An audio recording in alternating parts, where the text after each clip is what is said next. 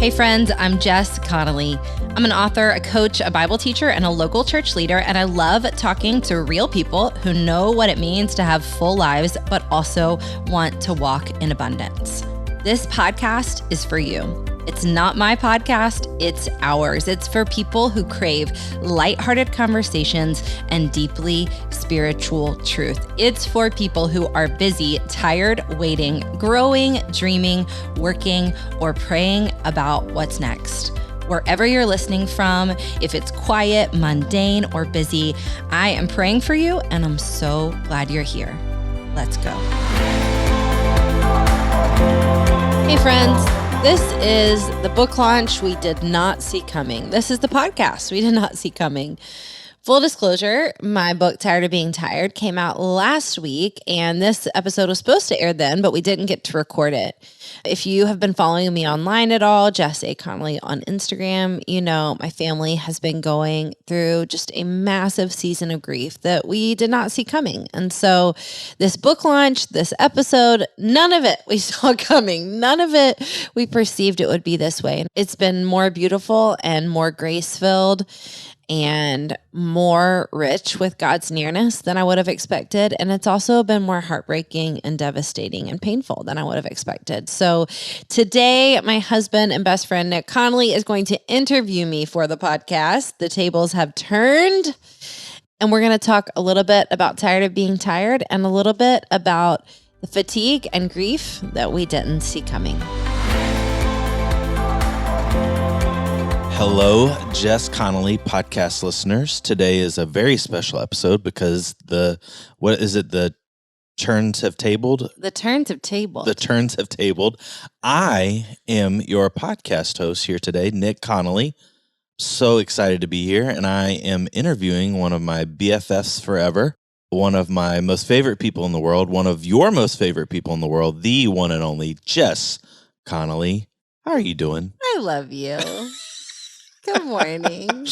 Also, just because this is in your ears and not in your eyes, there was a lot of eye rolls that just happened over there. Are you okay? No, I don't think I roll my eyes. Okay. We've got a teenage daughter, and so the eyes You're roll used to a lot. that Yeah, face. the eyes roll a lot around here. But this is incredible. Thanks for letting me do this. I'm so excited. Okay. Are you nervous? A little. Okay. Yeah. You know, Okay. she doesn't like to feel out of control. I'm sure you'll figure out some way within the process to gain it back. So just whenever you see it, just Praise grab God. it. All right. So today we are interviewing around the wonderful, wonderful book that you have just released into the world, Tired of Being Tired. Mm-hmm. We're actually recording this the day after the launch date. Yeah. How are you feeling? Oh, man. I am feeling really grateful. Okay.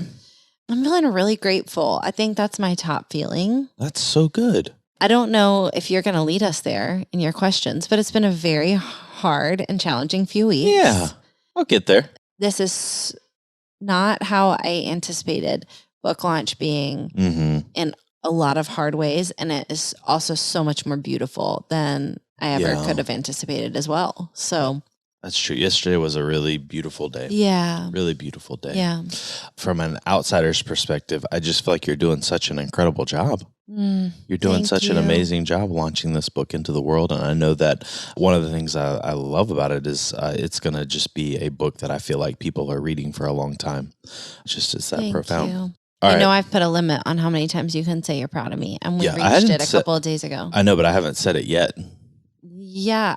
That was it. That was your I one. said I'm proud of you? Yeah, you just did. I was just kidding. I was trying to act like I didn't say it so I could say it later in the show. All right. So one of the things that I have noticed in my life is that I have been pastoring for almost 11 years, which means that, in the early You've been days. pastoring Bright City for 11 years. Yeah. You've been sorry, pastoring that's longer a great than point. that. But in my preaching career, leading this church, some years I'll preach 40 times a year. And, it's a lot. It adds up. And something that I wonder at times is, almost 400 times into preaching is, am I still making sense? Am I still making coherent statements? And so this book is number 11. We counted yesterday in the bookstore. Yeah, this is Tired of Being Tired, if you count Tired of Being Tired and the Bible study, which I got some help on the Bible study. So I'm you not are going saying to this count number it. It's number 11. Number 11? Tired of Being Tired is number 11. The Bible study would be number 12, but I'm not going to count that because another incredible writer kind of took Tired of Being Tired and helped me write the study guide. That's so incredible. Yeah. Well, so 11 books in probably can feel like 40 times 11 years preaching. Like, how is this going? Am I still connecting? You know, are there words still coherent statement? You know, all those things. And so I just want to say, first off, is that you are an incredible writer. And this is an incredible book, and it flows so well. And one of the things that I love about you as a writer, not only are you just an incredible storyteller, I wish I had like an ounce of that, and your memory. I wish I had sort of have your memory, because you can remember everything, which is really fun in marriage, by the way. Yeah. But you are such an incredible writer, and it flows so well. But what I love about you as a writer is that I think sometimes, at least for me as a creator and content writer, is I come from a place of like, oh, this would be like an incredible idea. Like, this would be a really great idea. This would be very creative. This would be that. This would be this. And you really have such a gift of taking what God is doing in your life, and writing from that place, but also, you know, you and your team at Go and Tell worldwide conglomerations, because y'all are worldwide at this point. Y'all do such an incredible job at obsessing over your who. You ladies talk about this a lot, is that it's, you obsess over it, but not just in like, what can we say, but how can we pray for them? How can we love them? And so I feel like this book is almost an Exodus-like moment for women at this time. And so I just want to say, good job. 11 books in. It's incredible. That's generous. It's Thank you. a good book. I won't say that I am proud of you, but if one would be able to say that, I would say that I am proud of you. Thank you. But I'm not going to say thank you, because I don't want you to anymore. Yeah, exactly. But hypothetically speaking, proud of you. That's your last one. Okay. All right. All right. You ready? Yeah. Let's dive in. All right. So in the book, you touch briefly on a moment when you got meningitis, which was, looking back, was just an incredible miracle that nothing crazier happened. Yeah. And then also, I know the backstory of you really essentially not birthing the book, but kind of conceiving this book at the Baker offices. Yeah. But what actually caused you to write this book? Like, walk us through the personal progression. Yeah. Well, I've told people that I've thought about, when was I first really tired? When was I exhausted? When was tired like a word I would use to describe me as a person? And you lived this with me, and it was college. And so, since this is the Jess Connolly podcast and you're the host, you know the more raw and real version of this story. So in college, for me, that was the first time that I was really ascertaining what I thought was expected of me, and what I thought made me holy, what I thought made me good. And so I went through this kind of like wild transition from being a person who wasn't maybe that rhythmic or even that much of a go-getter. Like, I wasn't very driven in a lot of areas of my life, or at least I didn't feel like that. Yeah. And to be honest, what happened was I got an eating disorder, which, you know, is why I ended up writing Breaking Free from Body Shame. But my eating disorder really spilled into the other areas of my life. So I started striving in my body, and then I started striving in my spirit, and then I started striving in my relationships, and then I started striving in every area of my life. So, I mean, you lived through this season with me. You know, there was a time in college where I worked out twice a day. I would go at 5 a.m., then I'd go at like 9 p.m. I was in multiple different Bible studies. I was on staff at a church in college. I was determined to prove everybody wrong, that I could actually do good in school, because I had not previously done good in school. I wanted to be present. I wanted to be the most thoughtful friend. I wanted to be good, and I had spent so much of my life just not feeling good enough. And so I just started striving. And so obviously God healed me and brought me a lot of freedom from some of those darker areas, right? Yeah. Like, even some of the striving, like in excellence, I feel like a lot of that kind of fell off in my 20s in a healthy way. My relationship with my body began to change in my early 30s. And God brought a lot of healing there. But what didn't go away was the idea that it was somehow godly for me to live past my own boundaries and borders. That getting up early and staying up late to be what I thought other people wanted me to be, that taking on more than maybe I could mentally handle or emotionally handle or physically handle or spiritually handle, that was all somehow good. So I think that's when it started, is college. Now, the private real story that I do feel like maybe you and I have said that I haven't shared publicly and is not in the book. Okay. Is the first time I knew something was wrong with me and fatigue.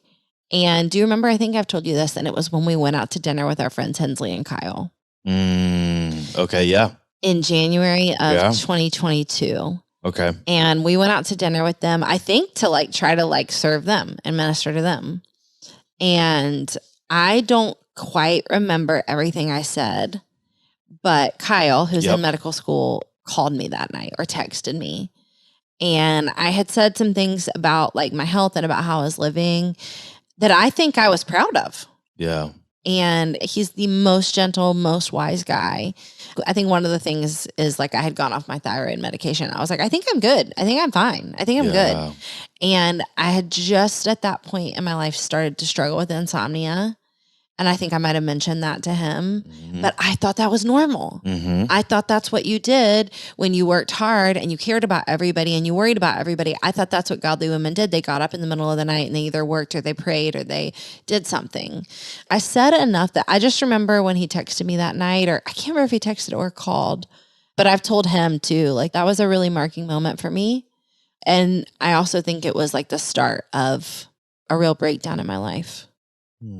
Thanks for sharing all that. I do remember that dinner, and I think even just something that you said, before my panic attacks, in regards to sleep, felt the same way that the 2 to 3.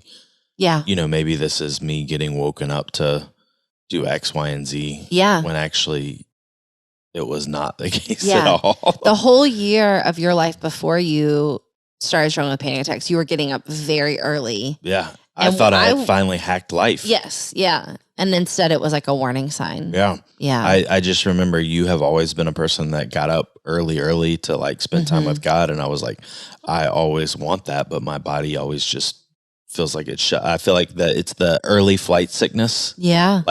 Your body does not like to be up early. It does not. And I just feel like I would always have early flight sickness every day, and I was not going to the airport. Yeah. I was just getting up for life. Well, thank you for sharing all that. I think too, just having those, almost redeeming those markers of okay, this happened, that happened, this happened, that happened, kind of leads into the next thing I wanted to ask you. You have graciously allowed me to buy a very old car. It's quite old. Usually when we talk about it that, when we take it places, we're living by faith. Yeah. It's our adventure because we don't know if we'll get home. We don't know if we'll get home or where we're going. Yeah. But it's a fun car. And one of the things that happens in my car based off of the old fuses and electric systems is that my engine lights and warning lights just flicker. Yeah. All the time. It's nothing to worry about because they go on and then they go off as if it's an electrical thing, not an actual warning light. But our daughter, she just started driving, I think it was yesterday or the day before, where I'm getting all these texts of hey, this light came on, that light. She is hyper focused. She's very sensitive to the warning lights. On the warning lights, yes. Yeah. And so I want to talk about warning lights because I do feel like those are the two extremes in life. Is you're either too hyper focused on the light, therefore you almost fixate on it, or you don't notice the warning lights at all. But in the Tired of Being Tired, your first encouragement for us is to find the fatigue. And you give us 4 areas to consider, which I feel like you've done a great job of championing these areas on social media for people who follow, but maybe they haven't seen them all in one place or kind of had you talk through them collectively. Could you give us the 4 areas quickly, and then 1 warning light or a check engine light for each area? Yeah. So the 4 different areas are spiritual, physical, mental, and emotional fatigue. And spiritual fatigue, in the book, we assign phrases to them, which I think is actually really helpful because it's phrases that we say a lot. So a phrase that's common for spiritual fatigue is I just have to get through the next 2 weeks. Mm-hmm. And we know that adults, especially adult women, kind of feel that way perpetually. I just have to get through the next few weeks. And then the next weeks come, I just got to get through these 2. And why that is a connotation with spiritual fatigue is because Jesus purchased abundance on the cross for us, not just kind of this subsistence living and getting by. Physical fatigue, the phrase for that is, if I don't, who will? Mm-hmm. And the reason why that really denotes that we've probably hit a place of exhaustion or we're going to hit a place of exhaustion is because when we put our body in the place of being God or showing up or being the only one who can, usually by that point, we're already pretty tired or we're going to be very tired. Yeah. The mental fatigue phrase is, my brain is fried, which, you know, So I think we all say in our own way. And I don't think we need any explanation of what that has to do with mental fatigue. And then the emotional one is a little more millennial Gen Z, and it's, I can't even. And really what we're saying when we say I can't even is like, I can't even express my emotions. I can't even capture what I'm feeling here. You know, I don't have time or I don't have space to know where I'm at. And that sounds funny sometimes, but it's actually really dangerous. So a warning light for each of those, I'll rattle off like 2 or 3 if they come. I would say for spiritual fatigue, a warning sign for me, a big one for me is feeling bitter. If I'm bitter, if I'm saying like must be nice or other people have it better, or if I'm feeling bitter with God, or if I'm feeling doubtful with God, again, to not shame ourselves about some of those emotions, but to say like, we might be in a spot here. There might be something behind that. We might be being taxed or being fatigued in a way that is causing that, you know, and that's not something to feel shame about. It's actually something to pay attention to. In the same way that we don't need to feel shame about a warning light in our car. It's a good sign. It's a helpful sign. I would say also feeling like you have to do anything, you know, churches have really attached to this phrase, ours as well. We used to say it a ton at Bright City. It's not a have to, it's a get to. It's not a have to, it's a get to. But what I find is that most people are like gaslighting themselves into saying that. Yes. And thinking that if they say it enough, they'll feel it differently. But if there's any part of our spiritual life that feels like we have to do it, whether it's spending time with God or reading the Bible or worshiping or going to church or serving or showing up for other people, if it doesn't feel like a get to, if it doesn't feel like a get to, there's something to pay attention to there. Yeah. Because all those things are beautiful and they are get tos, but we can't gaslight ourselves into it. For physical fatigue, some warning signs, we know most of these, right? Yawning, achy body. Yes. I would say I'd like to encourage people who maybe are like, I don't know, I don't feel that tired. I'd say look at if you're the first person to get there and the last person to leave. That's actually a lot of times a sign that like you're putting your body in a place to keep showing up and to continually show up because you feel like you have to. If you're like, I have to be the first one there and I have to be the last one to leave in any situation, I would say if I were talking to my husband right now and not my podcast host, I might say that might be one that my husband might want to watch. Getting better at that. You are getting better at it. The problem is that I show up on time and that's not normal. So I'm like, not at our church. I'm not trying to be the first one there. I just, by happenstance, am the first one there. And so I'm working on that. I'm working on that. Working on that one.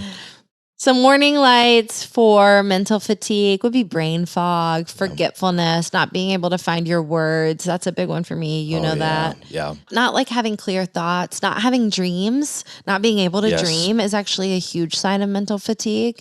Not having vision for what's next, not having desire, etc. And then for emotional fatigue, the big 2 are interesting because they are a pendulum swing, but tired tears. Anytime you are crying and you don't know why. Any woman who's ever said it, I'm not sure why I'm crying, it's because you're tired.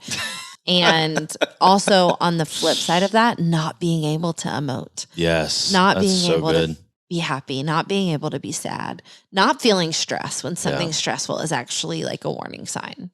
No, that's so good. I think going back to what you had just said, just resonating so well with if I am tired, the creativity, the ideas, the vision, lack of desire. Like it's like, I've got nothing for you. Yeah. But it's the most important part of my job and what I do. And so I think over the last, 10 to 11 years with the church has just been a seesaw battle of this is my job, and also I'm very tired, and so I don't really have much to say or offer. Yeah. But I do, because it's like what God's called me to, and so that's so good. Those are really great warning lights, and I think for anyone listening, like, again, it's going back to the car. We either tune them out and we're like, we'll get to that later, or we just are hyper fixated on it, and therefore, it dominates our thought life. And I think sometimes when it dominates our life, we don't find the healing that we need because we're so fixated on the actual problem. And so those are so good. So you and I, we've had numerous moments in our marriage where I will call it carefrontations. Is that what you call it? The loving interventions, a moment where we've talked through pain points in our life. Like, I feel like for us, like, we are highly communicative in our marriage, but there are just sometimes these sticking moments where we have to have, like, I'll call it robust dialogue. Yes. And we have done this around the framework of pace and just exhaustion and all the things that surround being tired. Yeah. And one of the things that I know is that I have not done it well. I just haven't handled it well a lot over the years. And so would you coach me / us on how to have a loving intervention with someone in our lives who might be exhausted and not know it or not know how to stop? Well, I will say it has been a massive area of growth for you. Like, I don't deserve how caring and compassionate you have become when you now express concern for me, but I am grateful that that is now how you come to me if you're worried about me or if you're worried about my fatigue. And to us, like, it's because we're one, and so I feel like we're both on a train, and I'm like, oh, how does this stop, slow down? Which I want to just say, like, a fun little, like, caveat here is this could be applicable in marriage, but also in relationships. A lot of times, if I'm being honest, by the time you come to me in love and compassion and say, like, I'm worried about you, or I'm worried about your pace, or you don't seem good, you also are not doing good. Yes. And I think similarly, times when I've come to you and said, like, I'm very concerned about you, it's because, like, I'm not doing good, So good. So yeah, I mean, the biggest thing is this, like, the enemy always wants us to feel a different feeling about our feelings. He always wants to distract us from solutions by giving us another problem. So with fatigue, one way that he distracts us from truly, like, receiving realistic rest is to make us feel shame about our fatigue. Yeah. To make us feel like it's our fault. We're doing too much. We're weak. It's our problem. And for years, when you would come to me concerned about our pace or my fatigue, or you'd say, like, I'm just worried you're not doing good, I immediately felt defensive and I immediately felt shame. And I would feel like, man, I'm just such a liability. Like, either I'm a liability because I'm not stronger and I can't handle everything, or I would feel like, man, I've said yes to too much. I'm the girl who bites off more than she can chew, and that's my fault. When in reality, what is true about my life, I think that you know better than anybody else, is I actually am not, like, a very big dreamer. Like, I am not a person who sits in my house and says, like, let's do all the things. Yeah. I am pretty aware that I have, like, a smaller emotional plate and a bigger tactical plate. And I know when I feel overwhelmed really easily. But the last 15 years of our life has been a season of God bringing addition or multiplication, or God bringing people, or God bringing mission, or God bringing calling, or God bringing something, or other people bringing it. Yeah. And it hasn't been me sitting in our living room saying, like, I want to do this, I want to do this, and I want to do this. So I think what helped me is when you started to realize that I wasn't trying to live a pace and carry a plate that was exhausting. But I did need help to create rhythms to sustain that pace and that plate. Yeah. And I did need help to learn how to say no. Yeah. And I mean, one of the most impactful phrases that you have said to me over the last 10 years that I hated when you first started to say it to me is, a no for now is not a no for later. Oh. And now I love that. Yeah. Now I love that a no for now is not a no for later. And there are things that I have to say no to in this season for my mental, spiritual, physical, and emotional health that I know I'm going to get to do in the future. And it makes me feel joy about doing them when I have the margin for them. Or I feel joy about other people being able to do them whenever God calls them to do it, you know? So good. So all that being said, I think when we go to our people and say, I'm really worried about you, number one, we should notice like, really what I mean is I'm worried about me. Like, you know? Yeah. I'm actually pretty concerned about me. And if you think like, I would say like our last like carefrontation when you came to me and said, I'm worried about our pace, I'm worried about how much we have on our plate, was last fall. Oh, yeah. And I had already written Tired of Being Tired. Yes. I was already coaching people in rhythms. Yes. I had already accessed all this information. But what was happening is that like you were not doing well. Yes, I was not. Yeah. And in love, because we're married and we're one, you had the capacity to come to me and say like, I'm worried about this. And what I needed to hear was like, oh, this might be okay for me. This pace and plate might be okay for me. It's not okay for him. So we need to pull the car off to the side of the road and fix it. You know? That's good. So number one, I would say if you're feeling the need to go to somebody and say like, warning, warning, number one, notice it might actually be more about you than it is about them. And then number two, like, do not allow shame to be one piece of it. Yes. Encourage them because nobody is out here trying to exhaust themselves. Nobody is out here trying to live tired. Yeah. Most of us are doing it because we think it's the loving, good, kind, righteous, godly thing to do. Yes. That's so good. Yeah, going back to that fall is, you know, after you had written it and I was really struggling, you know, my small plate is our relational life of like when we have like this many showers and this many birthday parties and then I'm still, you know, trying to truck on the weekends and do my job. And so I think that's so good what you said of just like, I think people talk about their plate all the time. Yeah. But I think they use a plate in general, like, oh, this is my plate. But I think it's so helpful to know like, okay, what actual plate is small and what actual plate is big. Because like we have friends who they would say that they have like a small plate in X, Y, and Z, but they have a huge plate when it comes to the other things in their life that I do not. And so like, for example, I have a huge strategic logistical work strategy plate. I working like sitting in front of a whiteboard and planning something is one of the most life-giving things I can do. Now I still have to take breaks from it. I still have to take a Sabbath from it, but it's one of the most life-giving things I can do. It lights me up. Mine is emotions. It's other people's emotions. And it's also like carrying and shepherding. Yeah. And I do not have a very large, even as a pastor, I do not have a large shepherding plate. I feel like I can hang out with people, but as soon as I have to start pastoring them, I have to have some boundaries and borders around that. That's so good. Yeah. Which kind of leads to the next thing. We both are people of high responsibility when it comes to others, and we're learning how to walk that out right now. Yeah. I think part of why, you know, you said this is why people get into circles of exhaustion is because they're trying to be all things to all people or everything to everyone. And you actually call this the preamble to a breakdown, which I thought was such a good line in writing, but also in description.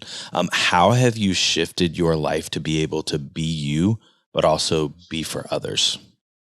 Well, number one, the problem is a lot of us don't know where we end and everybody else begins.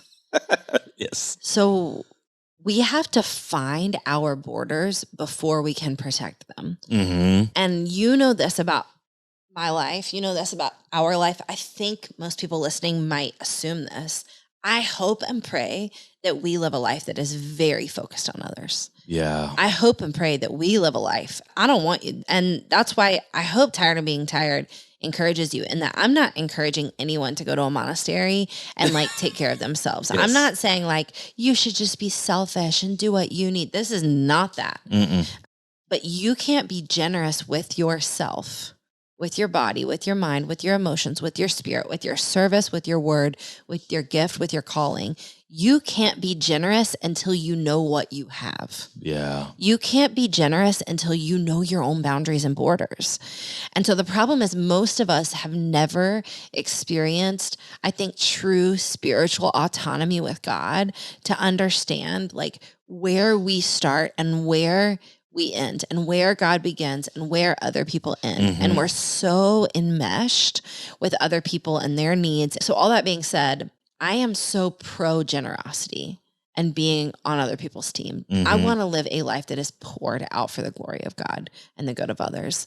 I want to use everything that I've got to be on other people's team. I really do.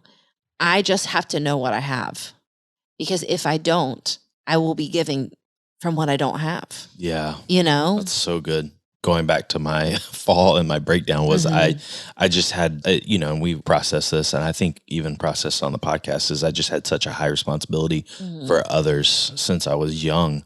I didn't know how to be me and be for others, or I would lose myself in the trying to be for others. And so I think one of the things that's been so helpful for me is learning from you how to be me. Yeah. And be for me, but also be for others. And having this line, the preamble for a breakdown, I needed this when I was like 5 years old, but I'm grateful to find it today of just like, okay, like I've got to realize that this is my preamble to a breakdown, or this is my preamble to exhaustion is when I'm trying to be for others or be everything to everyone and not really being who God's created me to be. And so thank you for pointing that out.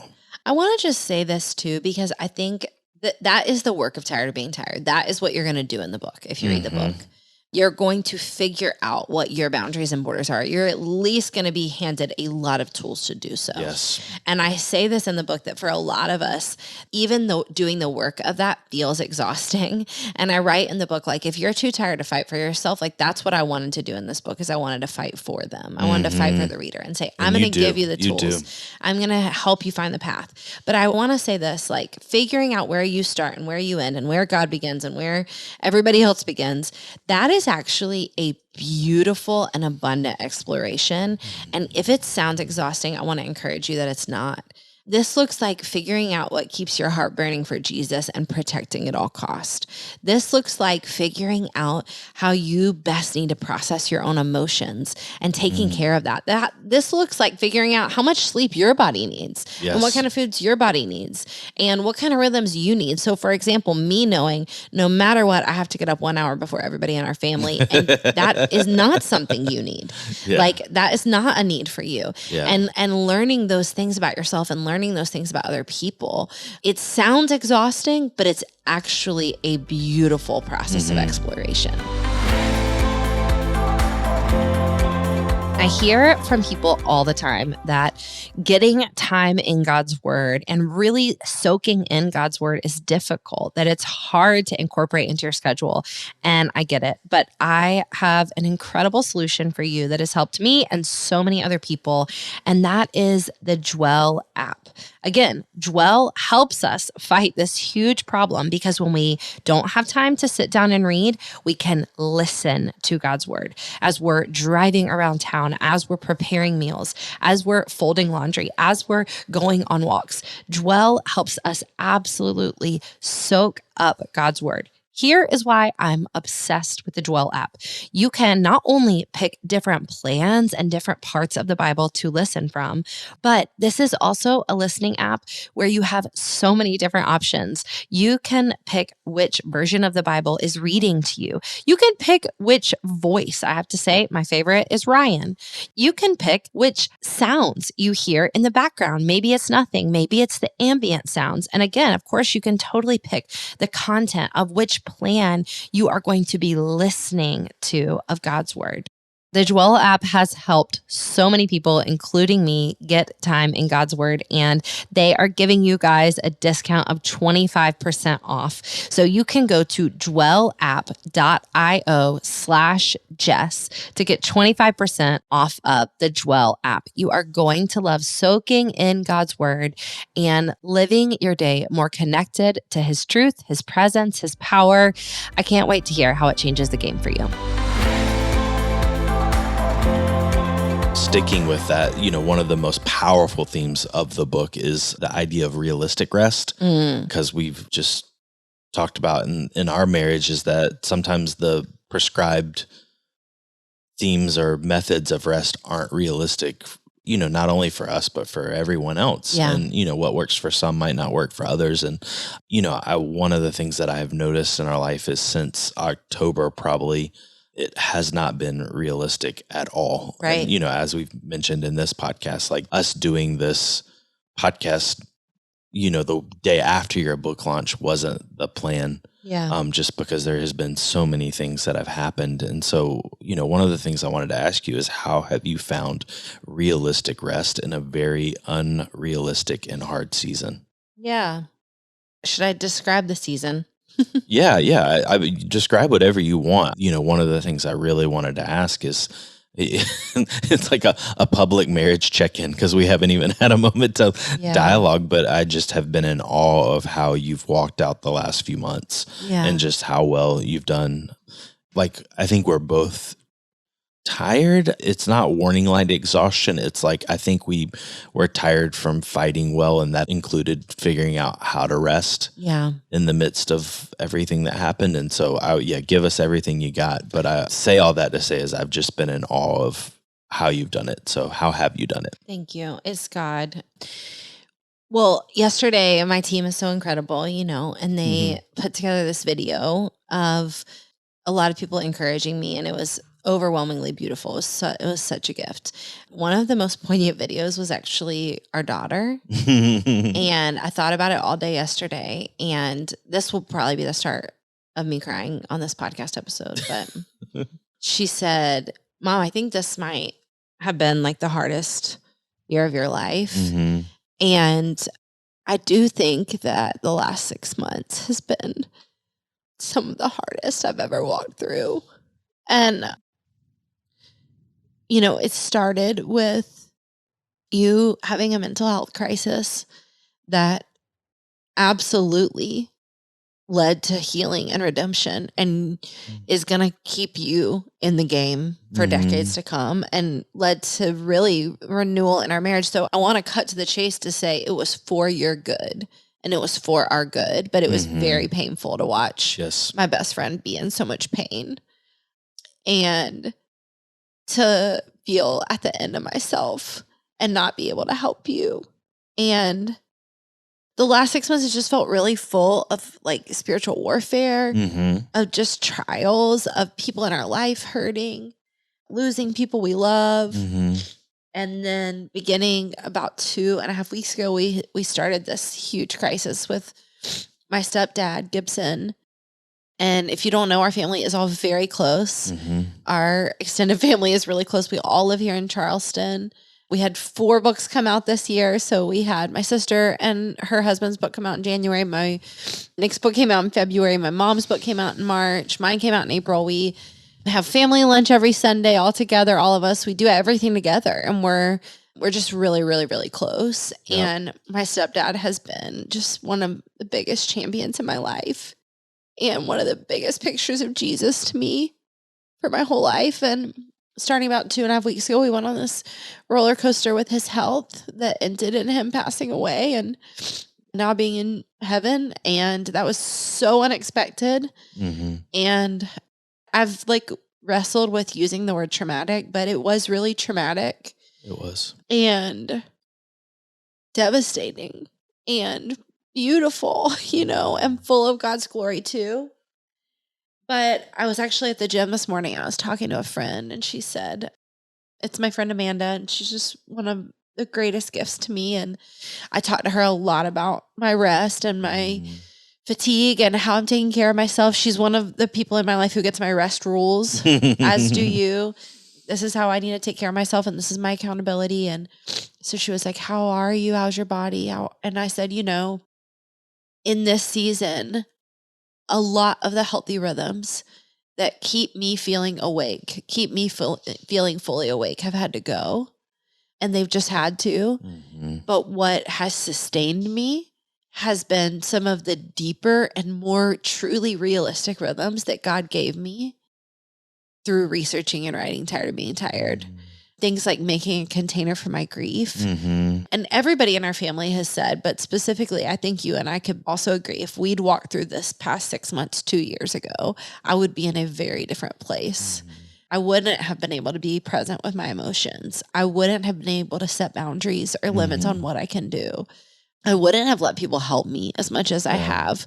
I don't think I would have been as gentle with myself or gentle with other people. I don't think I would have been as honest with God, because that's one of the biggest things that's helped my spiritual fatigue is truly just being honest with God about how I feel.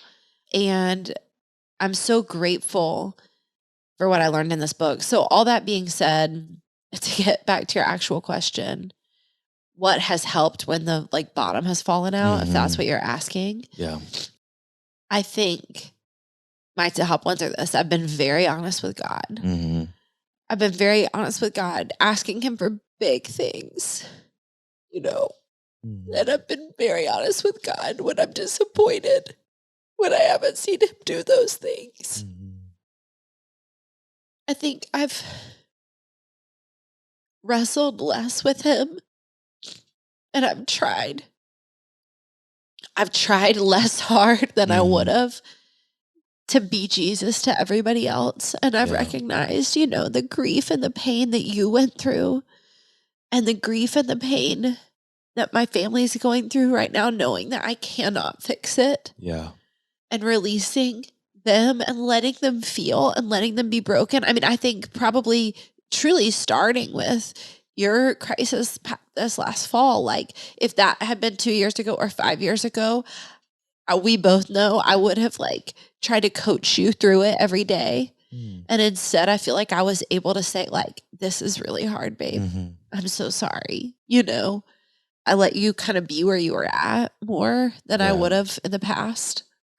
Emotionally, I just opened and unzipped my my emotions in safe places way more than I would have in the past. I've tried really hard not to apologize for them, not to apologize for my tears, not to apologize for my joy when the joy comes. Mentally, just taking things off my plate that actually don't matter in the moment, taking things off my plate that are really actually about other people's perception of me and not about my perception of me. I mean, even I was telling Amanda this morning, things I was thinking about going into book launch, I haven't dyed my roots. My gray roots are blaring. They're we're gray. And I can't imagine going into a past book launch with gray roots. Yeah. You know what I'm saying? I haven't looked super cute. I haven't had it together. I just, the gals came over today to record the podcast. Our house looks like maybe somebody broke into it, and that is actually what I have to work with right now. So anyways, that was a long-winded way to say, some of the really small things have really helped.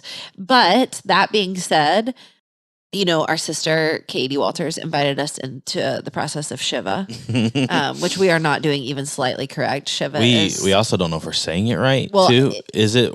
It's Shiva. Okay, all right. Our family keeps saying Shiva. Yeah. But Shiva is the Jewish process of mourning. Yeah. And we're all Shiva-ing in our own way. Yep. And we have Shiva-ing.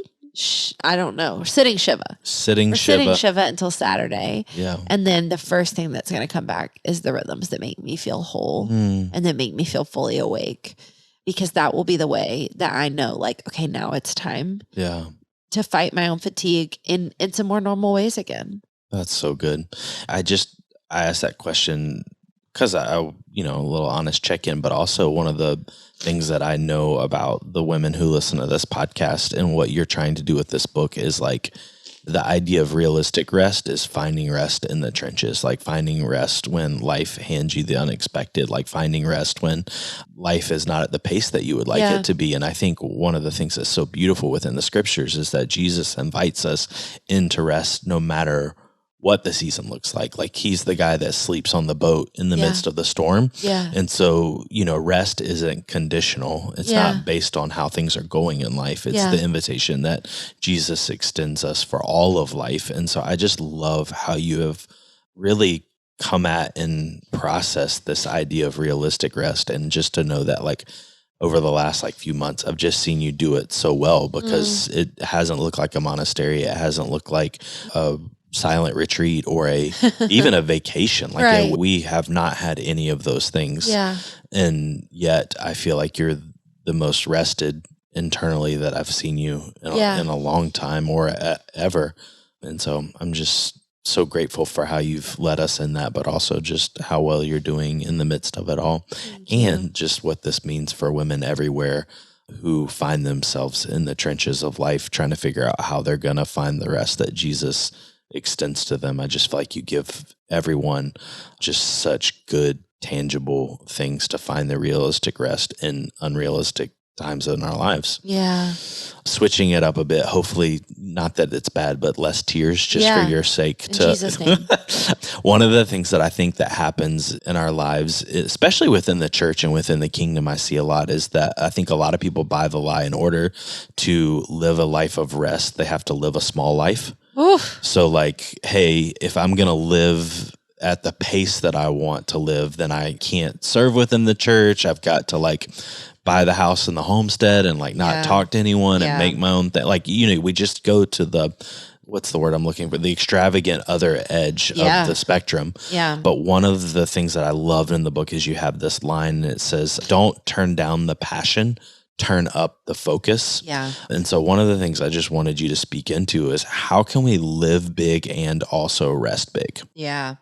I mean, I'm so glad you asked that because I'm not advocating for anyone to have a life that is so contained and so chained to what they perceive rest looks like that they miss out on the abundance that God has for them. Again, I don't want us to live exhausted and past our boundaries and borders, just getting through the next 2 weeks over and over and over again, because I don't think that's abundance.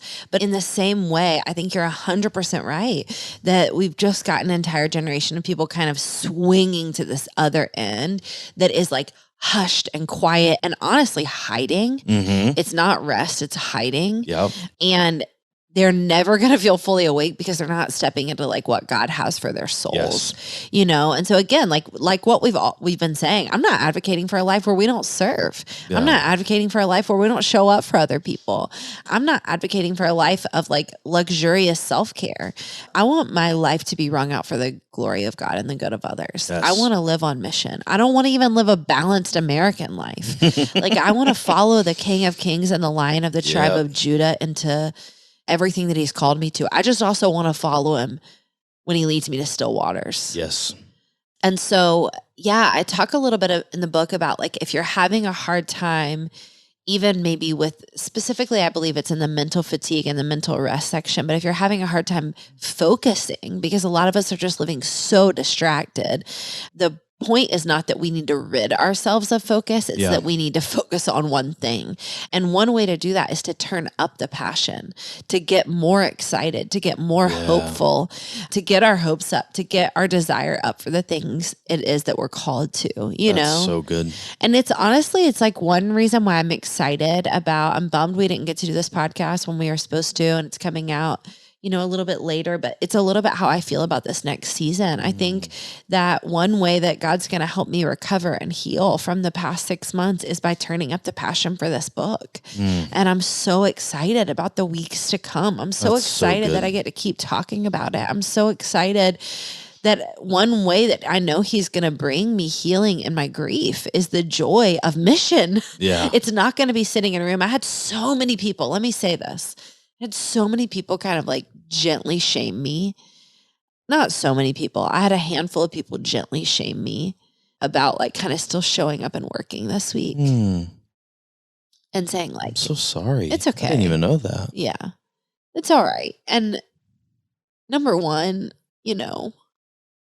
I really do know that this is what Gibson would want me to be doing. Yeah. And you know that because you know him, and my family and our friends know that because they know him. But like nobody was more proud of me. I mean, nobody made me feel, let me say this because I haven't said this anywhere. Nobody made me feel more sure that I could write a book than him. Oh my gosh. Yeah. He thought I was so smart when nobody else did. Yep.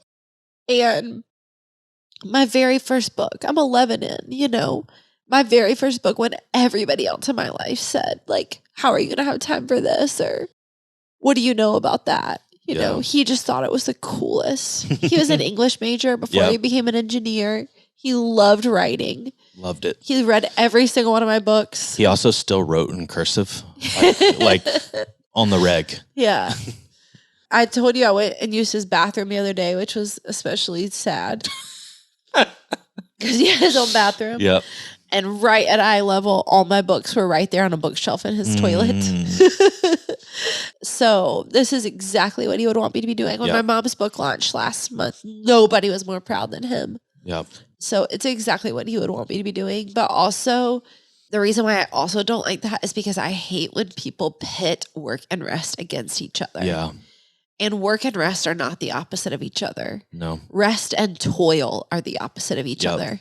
But work and rest are not at war. Yeah. And so all that being said, I would never advocate for someone just eradicating all work and mission and purpose from their life. I think a lot of us need to turn it up. Yeah. To really embrace our rest. And in the same way, I'm not worried about anybody really experiencing kingdom rest and becoming lazy. Yeah. Because true kingdom rest makes you want to get back out there. That's so good.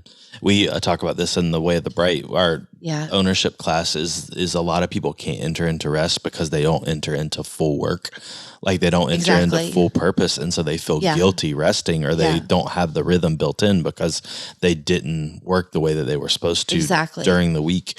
And so I love that you said that. And just speaking to your soul and encouraging you, the disciples lost, I think it's so easy for us to look back on it and be like, oh, this is what God was doing. But they had no idea what God was doing in the death, burial, and the resurrection of Jesus Christ. Like they had no idea. Yeah. And so at the core, they lost their dear friend that they had lived with for 3 years. Yeah. And they saw him do this incredible works, and they saw him promise to usher in this incredible kingdom. And so the feelings of disappointment, grief, and hopelessness that they probably felt after Jesus died was probably astounding. And what does the resurrected Jesus do? He comes to them in love. Yeah. He comes to them in restoration. He comes to them to heal their grief. And then he also says, hey, I'm sending you out to get busy. I'm sending you in the power of the Holy Spirit to do the thing you were created to do. It doesn't mean that you don't heal. It doesn't mean you don't find the things that you need in the midst of the grief, which you are totally doing. But I just, it's the pattern of Scripture is that when you have these moments, even with Elijah, you talk about Elijah in your book, Elijah had a moment where there was extreme depression and hopelessness. Yeah. And God comes to him, restores him, and says, all right, hey, here's what I need you to do. And so get out there. Yeah, get out there. We've got some things to do. And so anyway, I see that in you and know that you're doing such a great job, and that Gibson would be so proud.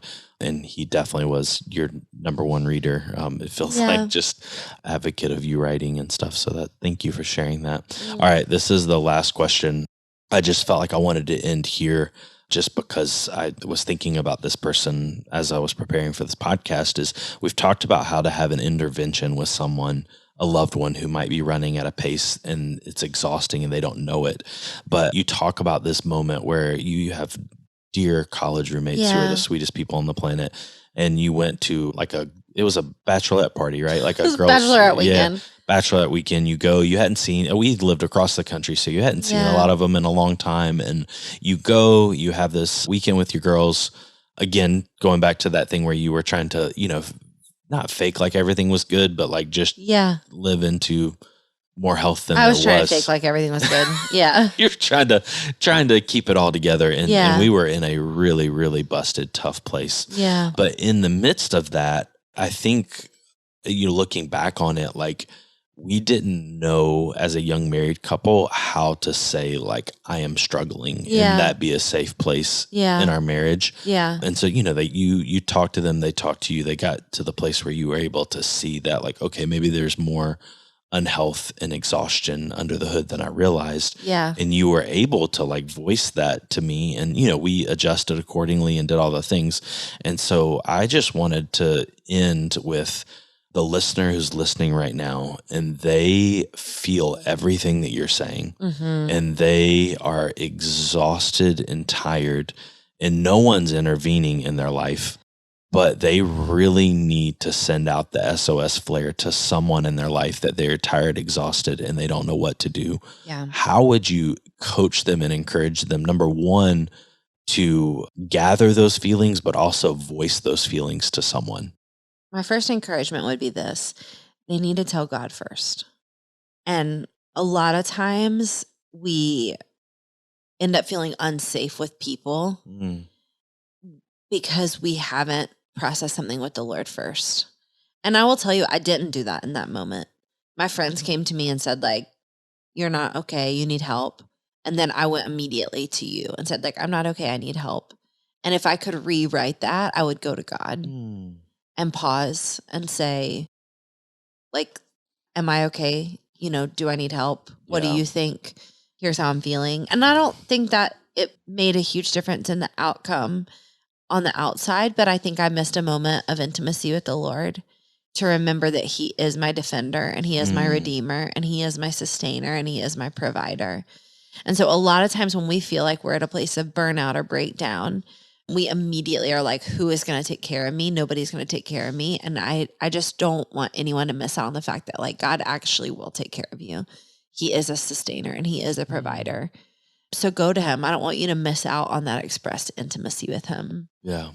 I think what helped me that day, and I tell this story in Tired of Being Tired, was my friend telling me what she thought I could feel when I was better. And that's what eventually made me break and say, like, I need help. Is that day in the car. I share this in the book, but I think I looked at her and said, like, do you mean I could feel better? Like, do you mean I could not feel like this? Yeah. And so I think communicating to yourself and to someone else, this is what I think health would look like for me. Yeah. This is what I think living fully awake would look like for me. This is what I think not living tired or exhausted would look like for me. And I would like to go to that. Pitch vision. And again, that's going to be easier after you go to God. Yeah. But I find that a lot of times we feel immediately defensive or on the hook or insecure when we are trying to tell people how bad we're doing. And instead, I think we'd be served by telling them how good we want to be. Yeah. What we think abundant life could look like for us. That's so good. You know? And even now, I try really hard not to quantify or qualify how I'm doing in the present. I try to think more about how I want to be. Oh, that's good. You know? Yeah. Like even right now in this season of grief, I'm trying really hard not to say like, I'm a mess or I'm doing it wrong or I'm so sad or I'm not sad enough or, you know, I'm trying really hard to fight the like, I'm not taking care of myself or I'm this or I'm that. Instead, I'm trying to think about like, what do I want this to look like? How do I want to feel when this day is over? How do I want to feel when this week's over? And how can I come into agreement with that?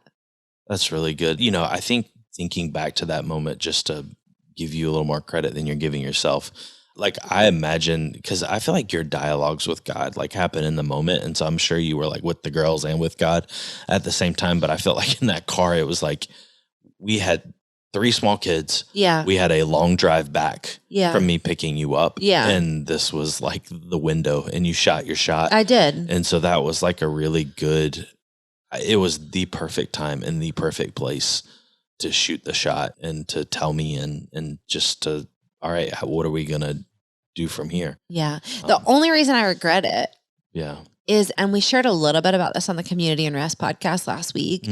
The only reason I regret it is because I didn't go to God first. I felt like I was asking you for permission to take care of myself. Oh man, that's so And I good. wish I could have come having had God advocate for me to say, I actually don't need permission for this. Yes.